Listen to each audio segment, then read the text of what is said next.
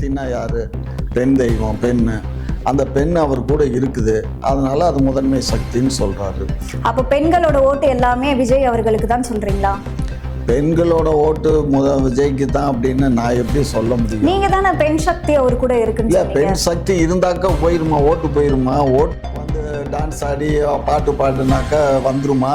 அதெல்லாம் இங்கே பாரு, மக்கள்ங்கிறது வந்து இப்போ நாளைக்கே ஒரு 10 லட்சம் பேரை கூட மாநாட்டுக்கு வரட்டும், அந்த 10 லட்சம் பேர் வாக்களிப்பாங்க, இல்லைன்னு சொல்லலை. ஆனால் 36 லட்சம் பேர் வாக்களித்து தானே சீமான் வந்திருக்காரு. அப்போ 36 லட்சம் பெருசா 10 லட்சம் பெருசா? 36 லட்சம். அப்புறம் விஜய் தனிச்சு நின்று அரசியலில் நின்று பார்த்தாருன்னா நான் சொல்கிறது தான், 4-6% வாக்குகள் எடுப்பார். அதில் ஒன்றும் மாற்று கருத்து இல்லை. இதே 36 லட்சம் இவர் வாங்கினார்னா அதே 36 லட்சமோ 40 லட்சம் வாக்குகளை வாங்கலாமே தவிர அதுக்கு மேலே இவர் வாக்கு வாங்குவார்னு சொல்ல இயலாது. எங்கள் உண்மையில் எங்கள் திமுக கட்சிக்காரன் எங்கேயாவது கட்சி மாறி போயிருக்கான்னு இதுவரை கேட்டிருக்கீங்களா? ஒரே ஒரு ஆள் ஆனால் இப்போ நிறைய பேர் வந்து நார்மலான மக்களே நான் இவ்வளோ வருஷம் வந்து திமுகவுக்கு தான் ஓட்டு போட்டுட்டு இருக்கேன், ஆனால் இந்த தடவை வந்து கண்டிப்பாக அவங்களுக்கு போட மாட்டேன் அப்படின்னு சொல்லி சொல்கிறாங்களே. இதெல்லாம் சொல்லுவாங்கம்மா. இப்போ இந்த தூய்மை பண்ண ரிப்பன் மாளிகைகளுக்கு வருஷத்துக்கு வந்து ஒரு 5 கோடி கிட்ட வந்து வரியெல்லாம் வாங்குறீங்க. அந்த 5 கோடி எங்க போகுது? 5 கோடி அவங்க ஆத்தா வீட்டுக்கு போகுது. 5000 கோடி, சாரி 5 கோடின்னு சொல்லிட்டேன். 5000 கோடி போகுதுன்னா இப்போ வரைய ரோடு, இந்த ரோடு யார் போட்டு கொடுத்தா? தெருவிளக்கு எரியுதை யார் போட்டு கொடுத்தா? உனக்கு எல்லா வசதி இங்க இருக்க, சாக்கடை நீங்க பேல்றது மோல்றதெல்லாம் அண்டர் கிரவுண்ட்ல போட்டு சாலை வசதி எல்லாம் கரெக்டா இருக்குன்னு நீங்க சொல்ல வரீங்க.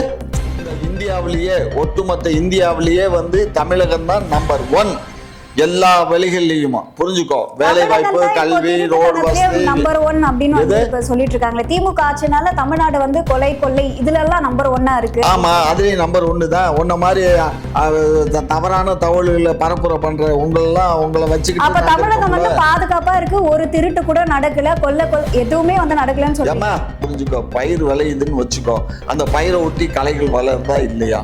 அப்ப அந்த களையில நம்ம புடுங்குறோம். அது எவ்வளவு ஆட்சி முடிகிற வரைக்கும் அதையே பண்ணிட்டு இருப்பீங்களா? ஆமா, களை முளைக்க களையெல்லாம் புடுங்கிட்டு தான் இருக்கணும்.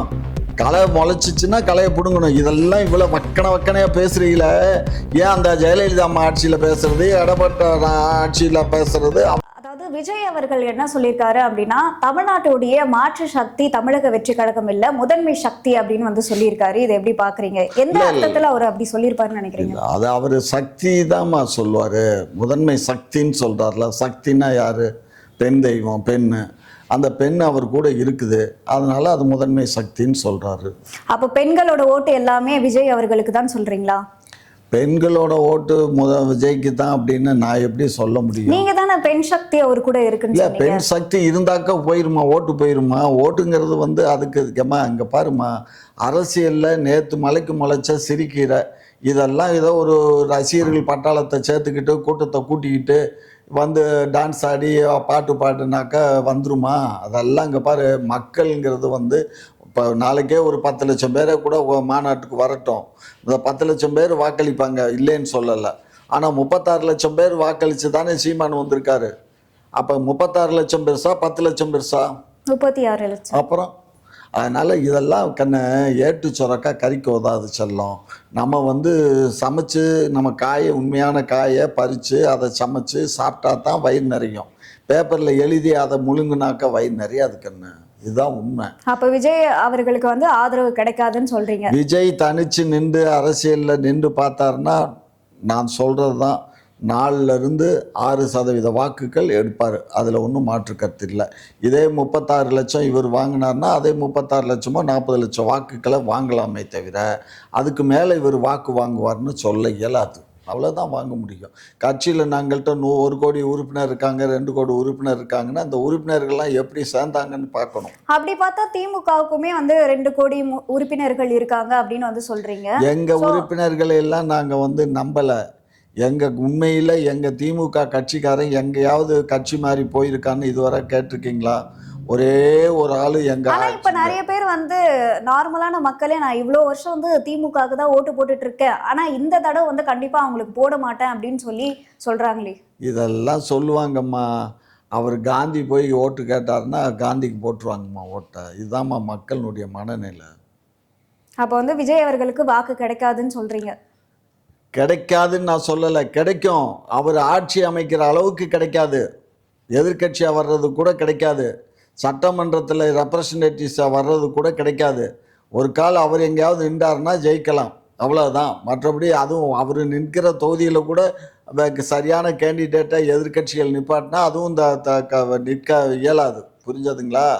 இதெல்லாம் வந்து பண்ணுவார், ஃபியூச்சரில் நடக்கலாம். அரசியல்னால் இறங்கி வரணும்.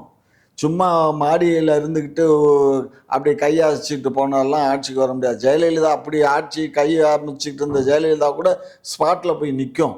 எம்ஜிஆர் ஸ்பாட்டில் போய் நிற்பார், கலைஞர் போவார், எல்லாரும் போவாங்க. இவர் வந்து அவங்கள வீட்டுக்கு வர சொல்லி பேச்சு நடத்துறாரு, அப்புறம் எப்படி? அவராவது வீட்டுக்காவது வர சொல்லி பேச்சுவார்த்தை நடத்திருக்காரு, நீங்க அங்க கூட போய் பார்க்கலையே. நாங்க ஆளுங்கட்சி எங்களுக்கு எய்த்தா பேசும்போது நாங்க எதுக்கு அவனை போய் பார்க்கணும்? ரோட்ல இறங்கி போராடிட்டு இருக்காங்க, பார்க்க மாட்டீங்கன்னா என்ன? மக்களும் எனக்கு வாயில எப்படி தான் வருது, மக்கள்னா இவன் இந்த தூய்மை பணியாளர்கள் தான் மக்களா? ஒரு டெம்பரவரி அப்பாயின்மெண்ட் இவங்க தான் மக்களா? வேற ஆள் மக்கள் இல்லையா?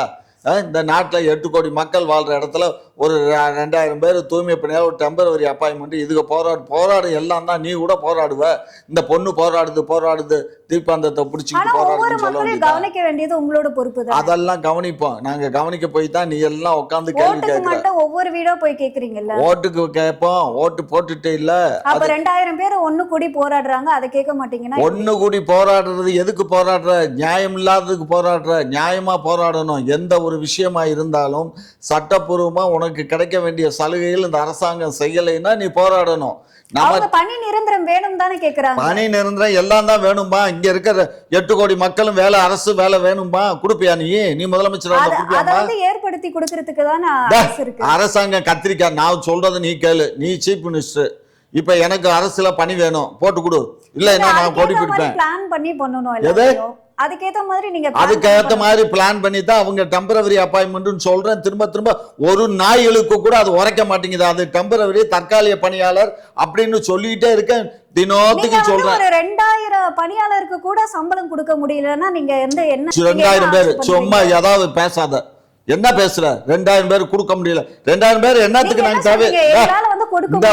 தேவையில்லாம நாங்க வந்து வேலைக்கு ஆளு கார்பரேஷன், இது எங்க கார்பரேஷன் அப்பாயின்மெண்ட் ஆர்டர். இவங்க எல்லாம் வந்து டெம்பரவரின்னு சொல்லியாச்சுன்னா டெம்பரவரிக்கு உனக்கு என்ன சம்பந்தம்? இப்ப இந்த சேனல்ல நீ வேலை பார்க்குற, இந்த சேனல் வேணான்ட்டு இன்னொரு சேனலுக்கு போனீங்கன்னா உன்னை கையை பிடிச்சி இழுத்துட்டு வந்து இங்கதான் வேலை பார்க்கணும்னு சொல்ல முடியுமா? சொல்ல முடியுமாமா? முடியாது. அப்ப அது மாதிரிதான் அது, புரிஞ்சுக்கோ. இப்போ இந்த தூய்மை பண்ண ரிப்பன் மாளிகைகளுக்கு வருஷத்துக்கு வந்து ஒரு 5 கோடி கிட்ட வந்து வரி எல்லாம் வாங்குறீங்க. அந்த 5 கோடி எங்க போகுது? 5 கோடி அவங்க ஆத்தா வீட்டுக்கு போகுது. 5000 கோடி, சாரி 5 கோடின்னு சொல்லிட்டேன். 5000 கோடி போகுதுன்னா இப்ப வரைய ரோடு, இந்த ரோடு யாரு போட்டு கொடுத்தா? தெருவிளக்கு எரி இதை யாரு போட்டு கொடுத்தா? உனக்கு எல்லா வசதி இங்க இருக்க, சாக்கடை நீ இங்க பேல்றது மோல்றது எல்லாம் அண்டர் கிரவுண்ட்ல போட்டு. சாலை வசதி எல்லாம் கரெக்டா இருக்குன்னு நீங்க சொல்ல வரீங்க? எது? சாலை வசதி எல்லாம் கரெக்டா எல்லாமே எல்லா இடத்துலயும் சரியா தான் இருக்கு. அரசாங்கம் எல்லாமே கரெக்டா தான் பண்ணிக்கிட்டு இருக்கு. கார்பரேஷன் சில இடங்கள்ல அவங்க தோண்டுவாங்க, சில பைப் லைன் தோண்டுவாங்க, சாக்கடை அடைச்சிக்கிச்சுன்னா தோண்டுவாங்க, தண்ணி அடைச்சிக்கிச்சுன்னா தோண்டுவாங்க. தோண்டினது 1 மாசம் 2 மாசம் அதை மறுபடியும் செட் ஆன பின்னாடி ரோடு போடுவோம். அது வழியா அப்படித்தான் கிடக்கும். இது வந்து அமெரிக்காவோ ஆசியாவோ இது ஜப்பானோ இல்லை. இங்க வந்து அந்த அளவுக்கு இங்க நம்ம வசதியான நாடு இல்லை, நம்ம ஏழ்மையான இந்தியா தான். இருக்கிற நாடா யார் ஆக்குனது? இங்க பாரு, ஏழ்மையான நாடா ஆக்குனது எல்லாமே உங்களை மாதிரி அயோக்கியர்கள் தான். எந்த முயற்சியை பூரா முட்டுக்கட்டை போட்டு நாசமா போயிட்டு இருக்கு இந்த நாடு. ஒரு விஷயம் நல்லா புரிஞ்சுக்கோங்க. இன்றைக்கு நம்ம நாடு வந்து சுதந்திரம் அடைஞ்சதுக்கு அப்புறம் 1947 இன்னைக்கு சுதந்திர தினம். இன்னைக்கு இதே நாளையில இதே நாள் தான் அன்னைக்கு சுதந்திரம் கிடைச்சிருக்கு. இதுல ஒரு ஒற்றுமையான நாள் இன்னைக்கு. அப்படிப்பட்ட நாள்ல நம்ம இதை பத்தி பேசுறோம், சரியா? இந்த இந்தியாவிலேயே, ஒட்டுமொத்த இந்தியாவிலேயே வந்து தமிழகம் தான் நம்பர் 1 எல்லா வழிகள்லயுமா, புரிஞ்சுக்கோ. வேலை வாய்ப்பு, கல்வி, ரோடு வசதி நம்பர் 1 அப்படின்னு சொல்லிட்டு இருக்காங்க. திமுக ஆட்சினால தமிழ்நாடு வந்து கொள்ளை இதுல எல்லாம் நம்பர் 1 இருக்கு. ஆமா, அதுலயும் நம்பர் 1 தான். உன்ன மாதிரி தவறான தகவல்களை பரப்புரை பண்ற உங்களை வச்சுக்கிட்டு அப்ப தமிழகம் வந்து பாதுகாப்பா இருக்கு, ஒரு திருட்டு கூட நடக்கல, கொல்ல எதுவுமே வந்து நடக்கலன்னு சொல்லுங்க. ஏமா ஒரு 8 லட்சம் பேர் வெளியிலேருந்து ஒரு 8 கோடி பேர், வெளியிலேருந்து ஒரு 2 கோடி பேர், 10 கோடி மக்கள் வாழ்கிற நாட்டில் தவறுகள் நடக்காமல் இருக்குமா? உங்கள் வீட்டில் ஒரு 4 பேர் அண்ணன் தம்பி இருக்கீங்க, அக்கா தங்கச்சி இருக்கீங்கன்னா ஒவ்வொருத்தரும் ஆசைப்பட்டு ஒவ்வொருத்தரும் எடுத்து துணுபுறது இல்லையா? அவனுக்கு தெரியாமல் திங்கணும், இவளுக்கு தெரியாமல் திங்கணும்னு செய்கிறது இல்லையா? இல்லை அவ ட்ரெஸ் எடுத்து நீ போடுறது இல்லையா? ஓன் ட்ரெஸ் எடுத்து அவ போடுறது இல்லையா? இதெல்லாம் அது மாதிரி தான் இது எல்லாமே எல்லா இடத்துலையும் நடக்கும். சரியா? இதெல்லாம் வந்து நாங்கள் கட்டுப்படுத்திட்டு இருக்கோம்னா அது பண்ற அளவுக்கு தான் முடியும். சரியா? அதுக்காக ஒவ்வொரு ஒரு மனிதனுக்கு ஒரு காவல்துறையோ ஒரு காவலரையோ நாங்கள் நியமிக்க இயலாது. மொத்தத்துக்கு 750 பேர், 2000 பேருக்கு தான் ஜனத்தொகைக்கு வந்து 2000 பேருக்கு ஒரு கான்ஸ்டபிள் தான் கொடுத்துருக்கான் அரசாங்கம். அவ்வளோதான் செய்ய இயலும். ஏற்கனவே 40 விழுக்காடு அரசாங்கம் வருவாயில் வாத்தியார் இந்த இவங்களுக்கு தான், அரசு பணியாளர்களுக்கு தான் சம்பளமே போகுது. 40%. மீதம் 60% வச்சு தான் இம்ப்ளிமெண்டேஷன் ஆஃப் ஒர்க்கு நடக்குது. என்ன பண்ணுவீங்க? இதில் எத்தனையோ தனியார் நபர்கள் ஒரு பதவிக்கு வர்ற நாய்க திருட்டுத்தனம் வேற பண்ணுது. அவங்களையும் கண்டுபிடிச்சு பதவியை விட்டு நீக்கிறோம். எல்லாமே பண்ணிட்டு தான் இருக்கோம். களை எடுக்கிறோம்மா. அதாவது ஒரு விஷயம் புரிஞ்சுக்கோ, பயிர் விளையுதுன்னு வச்சுக்கோ, அந்த பயிரை ஒட்டி களைகள் வளருதா இல்லையா? அப்போ அந்த களையில நம்ம பிடுங்குறோம். அது எவ்வளவு ஆட்சி முடிகிற வரைக்கும் அதையே பண்ணிட்டு இருப்பீங்களா? ஆமா, களை முளைக்க களையெல்லாம் பிடுங்கிட்டு தான் இருக்கணும்.